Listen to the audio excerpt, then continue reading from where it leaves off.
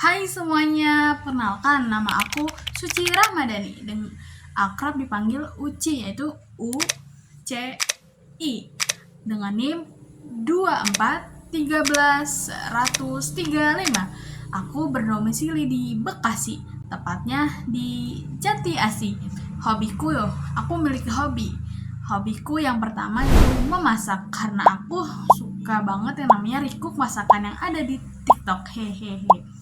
Yang kedua itu nonton horor karena aku tuh suka banget sama yang dengan jump scare-nya yang ada di film tersebut, karena itu menegangkan tapi kayak bikin penasaran gitu dengan jump scare-nya gitu. Yang ketiga, mendengarkan musik musik apalagi tuh musik reggae. Walaupun aku jujur malu gitu kalau misalkan di depan umum tuh nyetel lagu reggae. Karena apa? Karena kayak itu musik jadul tapi itu kayak bikin bangkit semangat kita ya. Jadi mungkin cukup segitu aja kenalan kita. Lanjut, aku akan mempresentasikan materi yang ada di selanjutnya. Jadi lanjut ya, aku akan mempresentasikan apa itu. Oke, pembahasan yang pertama, masihkah ada optimisme terhadap agama ketika dianggap sumber bencana dan peperangan? Kalau ditanya apakah masih ada optimisme terhadap agama ketika sering dianggap sumber konflik, menurut saya jawabannya tuh masih ada. Bahkan harus ada. Secara spesifik, kita perlu bedakan antara agama ajaran dan agama sebagai praktek sosial. Ajaran agama pada dasarnya normatif, mengarah pada kebaikan. Misalnya itu dalam Islam ada konsep rahmatul lil alamin, yang artinya itu agama itu harus membawa kasih sayang bagi seluruh umat Islam.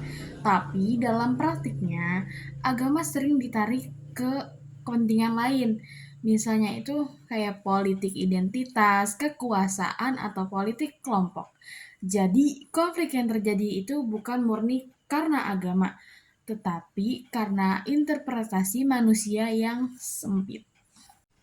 Nah, di sini ada pentingnya cara nih pandang kritis, yaitu tokoh seperti Karl Marx yang biasanya membuat masyarakat pasif, tapi kritik ini sebenarnya lebih tepat ditunjukkan pada penyelenggara agama, bukan esensi agama itu sendiri.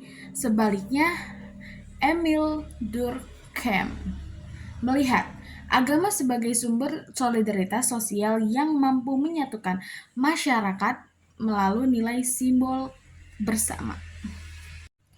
Nah, dari dua pandangan ini kita bisa melihat bahwa agama memiliki dua kemungkinan, yaitu bisa menjadi sumber konflik jika disalahgunakan, tapi juga bisa menjadi sumber kedamaian jika dipahami dengan benar. Oleh karena itu, optimisme terhadap agama bukan berarti menutup mata terhadap masalah, tapi justru mendorong kita untuk yang pertama, memahami agama secara lebih mendalam. Yang kedua, menghindari sikap fanatisme sempit. Yang ketiga, dan menekankan nilai kemanusiaan dalam beragama. Oke, lanjut. Pertanyaan yang kedua. Apa yang Anda pahami dengan filsafat agama? Filsafat agama adalah cabang filsafat yang membahas agama secara kritis, rasional, dan reflektif. Artinya, kita tidak hanya menerima ajaran agama secara dogmatis atau langsung, tapi juga mencoba memahami maknanya secara lebih mendalam. Misalnya tentang Tuhan, kehidupan, kebenaran, dan tujuan hidup. Dalam filsafat agama, kita diajak untuk bertanya, kenapa kita harus percaya Tuhan? Apa hubungan antara akal dan wahyu? Dan bagaimana agama bisa relevan di kehidupan modern ini gitu. Nah, tokoh seperti Immanuel Kant mencoba menjelaskan bahwa keberadaan Tuhan tidak hanya soal iman saja, tapi juga bisa dipahami melalui akal dan moralitas. Jadi, filsafat agama membantu kita supaya tidak hanya beragama secara ikut-ikutan saja, tapi benar-benar memahami dan menyadari makna keyakinan kita.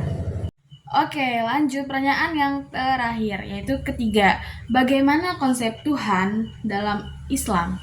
Nah, dalam Islam, konsep Tuhan dijelaskan melalui tauhid, yaitu keyakinan bahwa Allah itu satu, tidak ada sekutu baginya. Allah itu Maha Esa, tidak beranak dan tidak diperanakan, serta tidak ada sesuatu pun yang menyerupainya. Ini sesuai dengan ajaran dalam Al-Quran, khususnya dalam surat Al-Ikhlas. Kalian boleh lihat. Selain itu, Allah juga memiliki sifat-sifat yang sempurna, seperti Maha Mengetahui, Maha Kuasa, Maha Pengasih, dan Maha Adil. Nah, dalam Islam, konsep Tuhan dijelaskan melalui tauhid yang secara spesifik dibagi menjadi tiga. Yang pertama, ada tauhid rububiyah, yaitu keyakinan bahwa Allah adalah pencipta dan pengatur alam semesta. Yang kedua, tauhid uluhiyah, keyakinan bahwa hanya Allah yang berhak disembah. Yang ketiga, tauhid asma wa sifat, keyakinan bahwa Allah memiliki nama dan sifat yang sempurna, seperti Maha Mengetahui dan Maha Pengasih. Nah, selain itu, konsep Tuhan dalam Islam memiliki dua dimensi penting, yaitu transenden.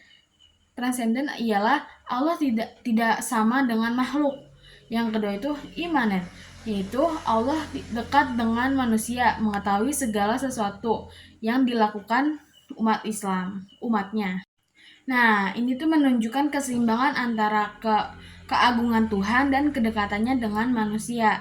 Nah, di sini ada pemikiran seperti pemikiran Al-Ghazali, menekankan bahwa mengenal Tuhan tidak cukup hanya melalui akal, tetapi juga melalui pengalaman spiritual dan pembersihan hati. Nah, dengan demikian, konsep tahu Tuhan dalam Islam tidak hanya bersifat teoritis saja, tetapi juga praktis, yaitu mempengaruhi cara manusia berpikir, bersikap, dan menjalani kehidupan sehari-hari. Nah, mungkin cukup sekian saja pembahasan yang saya paparkan tadi. Semoga bermanfaat bagi kalian semua yang mendengarkan. Oke, makasih.